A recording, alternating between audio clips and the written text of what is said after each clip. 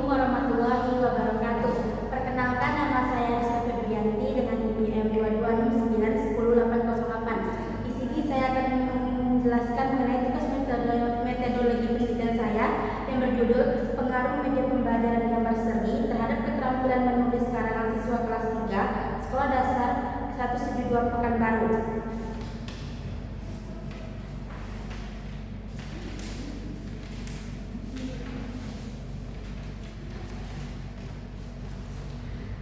Bab 2-nya, tinjauan pustaka. A. Kajian teori 1. Hakikat media. A. Pengertian media pembelajaran.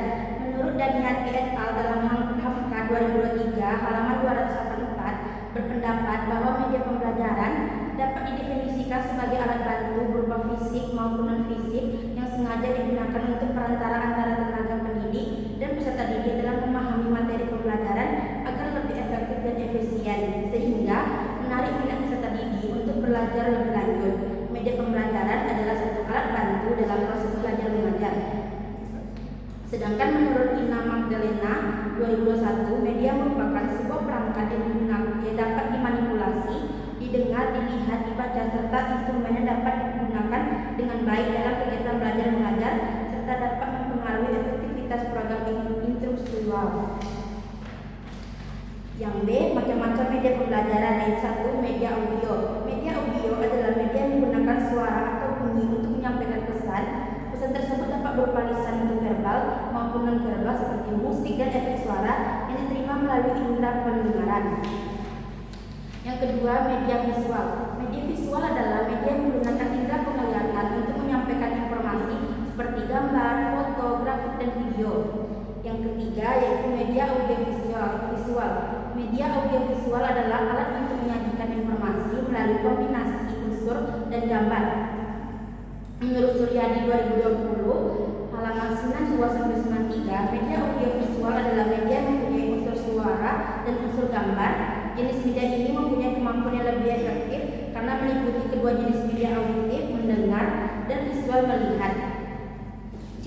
Media pembelajaran gambar seri. Jenis media dalam bentuk visual diantaranya adalah media seri, yaitu media yang menceritakan serangkaian suatu peristiwa secara berurutan berdasarkan subjek yang ada dalam gambar. Gambar seri sering digunakan dalam pembelajaran bahasa Indonesia karena berfungsi untuk melatih keterampilan menulis, berbicara, dan bercerita.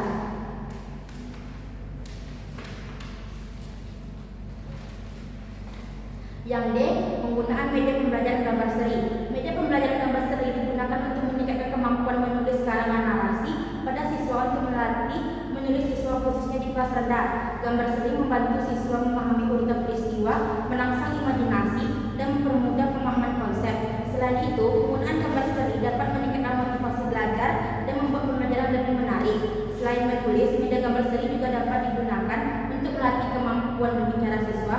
Guru bisa meminta siswa untuk menciptakan gambar satu persatu secara lisan sebelum menulis. Ini melatih siswa menyusun kalimat dan meningkatkan kosakata serta kemampuan bercerita secara verbal. Yang kedua, hakikat menulis. A. Pengertian menulis. Menulis merupakan salah satu keterampilan berbahasa yang sangat ekspresif dan produktif. Dikatakan sebagai ekspresif karena menulis merupakan hasil pikiran dan perasaan yang dapat dituangkan melalui aktivitas menggerakkan motorik halus melalui goresan-goresan tangan kita. Menurut Qadariyah et al. dalam Burhan Nurdiantro 2023 halaman 99 mendefinisikan menulis adalah sebagai sebuah aktivitas dalam mengungkapkan gagasan, pendapat tentang sesuatu, dan juga pengertian lainnya yaitu menulis adalah sebuah aktivitas menuangkan gagasan dan perasaan berupa huruf, angka, dan lama lengkap. B. Tujuan menulis. Tujuan menulis sangat beragam, melalui dari menginformasikan, membujuk, menghibur, hingga mengekspresikan diri. Secara umum, tujuan menulis bisa dikelompokkan menjadi beberapa kategori utama: mengekspresikan, membujuk, dan menghibur. Tujuan menulis adalah alasan utama atau dimaksud yang ingin dicapai oleh penulis melalui tulisan yang dibuatnya. Yang C. Pembelajaran keterampilan menulis di sekolah dasar. Kegiatan berbahasa yang diajarkan kepada siswa, khususnya siswa SD, adalah kegiatan berbahasa yang nyata karena diharapkan siswa mampu memperoleh keterampilan komunikasi yang bermakna dan kontekstual. Cara terbaik untuk mengajarkan keterampilan menulis adalah dengan mengajarkannya secara kontekstual, tidak hanya melalui teori dan hafalan. Yang ketiga, hakikat karangan. A. Pengertian mengarang. Mengarang adalah kegiatan atau proses menulis untuk mengungkapkan gagasan, ide, atau pikiran seseorang dalam bentuk tulisan. Mengarang bertujuan untuk memberikan informasi, menyampaikan pesan, atau menyampaikan karya kreatif kepada pembaca. Mengarang adalah kegiatan merangkai kata-kata yang disusun bersurat tema yang sudah ditentukan dengan menggunakan bahasa yang baik dan benar. Yang B. Tujuan mengarang. Tujuan penulisan karangan adalah untuk menyampaikan informasi, menghibur, mempengaruhi, atau memberikan wawasan kepada pembaca. Lebih spesifik, penulisan karangan bisa bertujuan untuk mengubah keyakinan, menanamkan pemahaman, merangsang berpikir, menyenangkan, memberitahu, atau memotivasi. Penulisan karangan juga bertujuan untuk mengkomunikasikan ide, pengalaman, atau pemikiran secara efektif. C. Konsep menulis karangan. Konsep menulis karangan melibatkan proses kreatif dalam menuangkan ide, gagasan, dan perasaan ke dalam bentuk tulisan yang teratur dan memiliki tujuan tertentu. Karangan bertujuan untuk menyampaikan pesan kepada pembaca dengan menggunakan bahasa tulis yang jelas dan efektif. D. Penilaian keterampilan menulis karangan. Penilaian suatu karangan biasa bersifat sistematik dan selintas. Artinya, menilai suatu karangan dapat dilakukan dengan cara membaca karangan secara selintas, namun tetap memperhatikan seluruh aspek yang akan dinilai.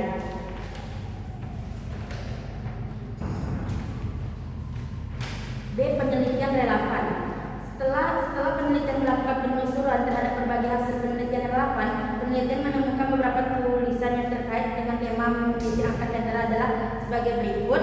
1. Penelitian berjudulkan meningkatkan kemampuan menulis karangan siswa kelas 5 SD Negeri 87 Kendari melalui model pembelajaran kontekstual. Berdasarkan hasil penelitian telah dilaksanakan oleh Wampika yang memberikan kesimpulan bahwa 1. Penerapan pendekatan kontekstual dalam mengajarkan bahasa Indonesia pada materi menulis karangan dapat meningkatkan hasil belajar siswa. Persamaan penelitian yang dilakukan oleh Wampika dengan penelitian yang dilakukan oleh peneliti lain yaitu sama-sama memfokuskan penelitian terhadap keterampilan menulis karangan, sedangkan perbedaan penelitiannya yaitu penelitian menggunakan media pembelajaran gambar seni, sedangkan Wampika menggunakan model pembelajaran kontekstual. Kemudian penelitian memfokus pada penelitian untuk siswa kelas 3 SD.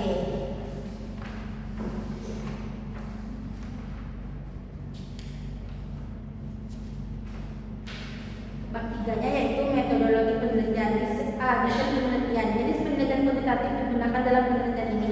Pembahasan penelitian tentang data dalam bentuk angka, skor, peringkat, frekuensi sebagai penelitian kuantitatif. Angka-angka ini dianalisis dengan bantuan statistik untuk memberikan jawaban atas pertanyaan atau hipotesis penelitian tertentu dan memprediksi bahwa suatu variabel akan mempengaruhi variabel lainnya. Penelitian ini menggunakan metode kuasi eksperimen yang dikenal juga sebagai eksperimen semu. Dianggap sebagai jenis pengembangan penelitian berasal dari true experimentation, meskipun terdapat kelas kontrol dalam penelitian kuasi eksperimen, namun tidak memungkinkan untuk mengontrol sepenuhnya.